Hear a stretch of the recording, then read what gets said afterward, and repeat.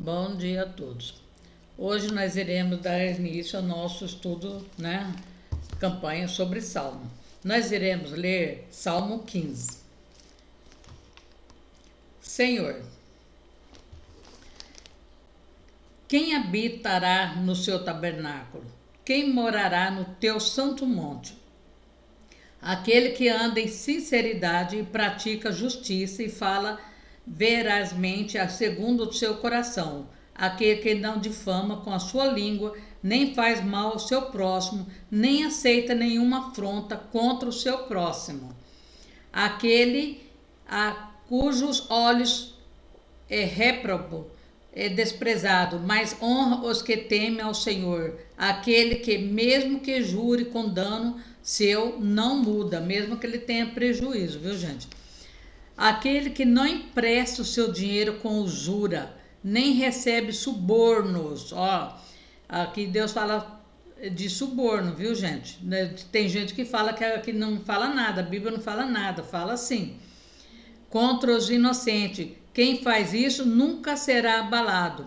Na Bíblia fala mais de 45 vezes sobre corrupção também, viu gente? Agora nós iremos explicar. O que Deus quer falar isso? Quando diz as expressões no tabernáculo é santo monte, são relativos ao lugar da habitação de Deus, a adoração, a Bíblia, a igreja. Na poesia hebraica, o padrão de repetição recai sobre as figuras e pensamentos e não sobre o som do ritmo. Deus conclama seu povo a ser moralmente justo. Nesse salmo, há 10 princípios para determinar se estamos agindo de acordo com a vontade de Deus. Vivemos no meio de pessoas, muitas vezes, mas cujo padrão de vida e de moralidade estão muito desgastadas. As nossas não devem estar baseadas dessa sociedade perversa, mas nos princípios que Deus estabeleceu em sua palavra. Hoje em dia é muito difícil, né? Para obter mais informações sobre uma conduta íntegra, leia Isaías 3, Malaquias 6, Abacuque 2 e Marcos 12. Todos eles falam, viu, sobre conduta íntegra. As palavras são poderosas e o modo como você as usa, interfere em seu relacionamento com Deus. Cuidado com o que você diz. Tiago 3:1. Devemos tomar cuidado com algumas pessoas que são muito obcecadas pelo dinheiro, que muda os padrões e o estilo de vida, Igual nós lemos na lição passada, Designada por Deus a fim de conseguir riquezas. Se o dinheiro exerce esse fascínio sobre você, algo deve ser feito para libertá-lo, a fim de que não sejam causados danos a outras pessoas e o seu relacionamento com Deus não seja destruído. Então nós vamos aprofundar mais um pouquinho lendo sobre como cultivar o espírito de excelência, como Deus está falando assim, ser íntegro. Viver acima da média, é buscar agir com integridade o tempo todo, é construir relacionamento e ser uma pessoa cheia de graça de Deus, alguém cujo espírito é excelente. Quando essas características estão presentes na vida de alguém, coisas extraordinárias acontecem. Mesmo que você esteja no meio de gente corrupta, você não vai se corromper, porque você tem Deus, Você crê em Deus, é que nem Daniel, Em momentos de crise, por exemplo, pessoas que agem de forma a atrair a graça do patrão, acabam fazendo com que ele pense em demitir qualquer um, menos elas. É aquela maracutaia, puxar o tapete um do outro. Da mesma forma, uma pessoa que está na frente de uma igreja com visão e sabedoria, abençoa aqueles que pede para sair da igreja e não nega a carta de mudança, você frequenta um grupo de oração, uma determinada igreja. Se você sai de lá, as pessoas viram a cara para o seu lado, fala mal de você, isso é de Deus? Isso não é uma coisa assim que Deus acha bonito não, viu, gente? É muito feio isso aí. Se Deus abençoar a pessoa não está querendo mais ir, é porque a pessoa não está sentindo bem lá. Ela tem outro direito de procurar outro, né? Então, você deve abençoar e não falar nada, não reclamar e não sair falando mal daquela pessoa. Se os membros do seu grupo de oração, da sua igreja, forem repecos, quer dizer, repelentes, o pastor até comemora, ou alguém que está lá na frente, quando você sai. Tem muito grupo que age assim, gente. Eles não agem manda assim do que Deus manda falar na Bíblia. Eles agem por eles próprios, né? Eles falam o que eles querem. Eles não procuram nem o direcionamento de Deus. Assim, os que querem ir embora vão, mas o pastor protesta, né? Contudo, quando a pessoa sai de um determinado congregação, seja católica, crente, seja o que for, seja por causa de enfermidade ou de mudança, ela deixa a bênção do Senhor por onde passa, ou seja, deixa as portas abertas. Você sempre deixa a porta aberta para aquela pessoa. Se ela quiser voltar um dia, ela vai voltar, porque ela se sentiu bem lá, né? Daniel, por exemplo, era um homem tão cheio de graça que conseguiu atrair até os imperadores pagãos. Assim como ele, há mais pessoas desse tipo por aí, no meio do povo, no meio dos obreiros, no meio do grupo de oração, né? Não sejam uma pessoas repelente. Há pessoas que atraem outras, mas infelizmente há aquelas que repelem todo ao seu redor, ou seja, que não consegue manter um relacionamento sadio com os demais. Em geral, elas nem percebem que muitas vezes o problema não é das outras, é dela. Você sabia que há pessoas que parecem usar um repelente de mosquito? São os famosos, né? Aqueles que as pessoas correm dele, que não sente bem de ficar perto dela. Contudo, se você for uma pessoa cheia de graça, todo o mundo vai querer sentir bem ficar perto de você. Isso é muito importante.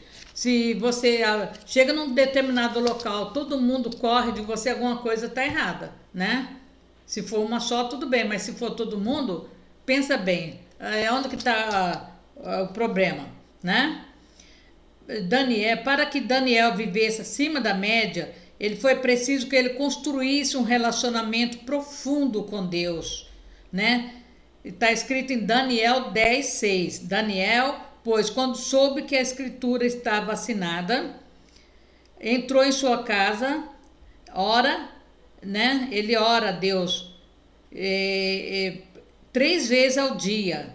Ele colocava de joelho e pedia para Deus.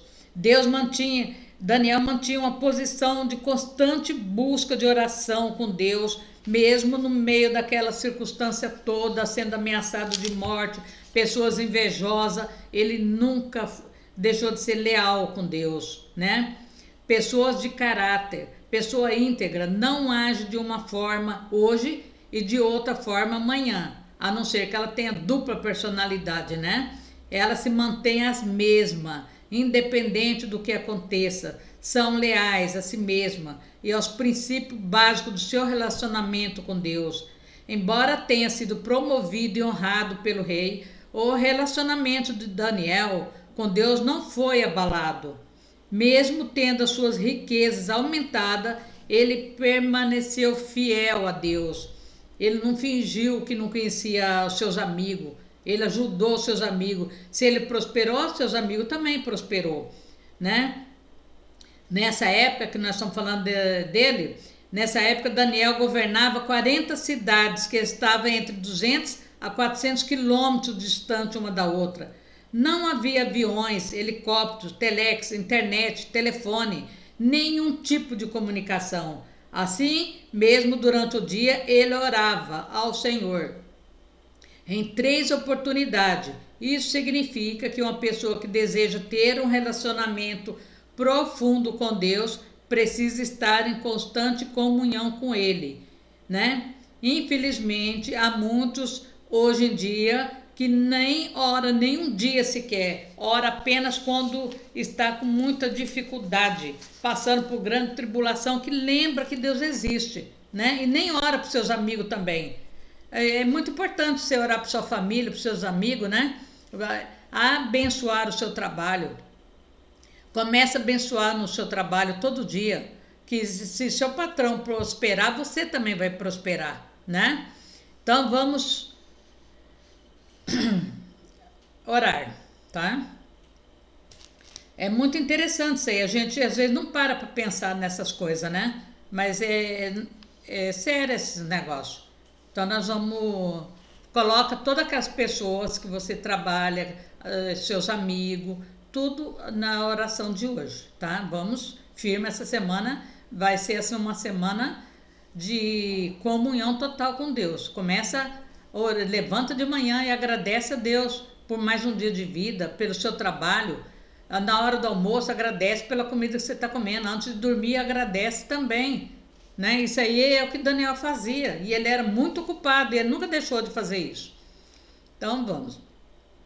Senhor Deus Todo-Poderoso, eu peço a Ti, Senhor, que venha abençoar essa manhã todos esses que estão comigo orando e implorando por dias melhores na vida deles, Senhor. Abençoe, meu Pai, essa semana que será uma semana abençoada, Senhor. Abençoe a todos, Senhor amado, que está preocupado com seus parentes, com seus amigos, Senhor. Muitos estão enfermos, muitos estão internados, muitas mães estão pedindo para os seus filhos que se encontram, Senhor, presos, Senhor, que o Senhor vai tirando ele dessa prisão, Senhor, que o Senhor vai abençoando.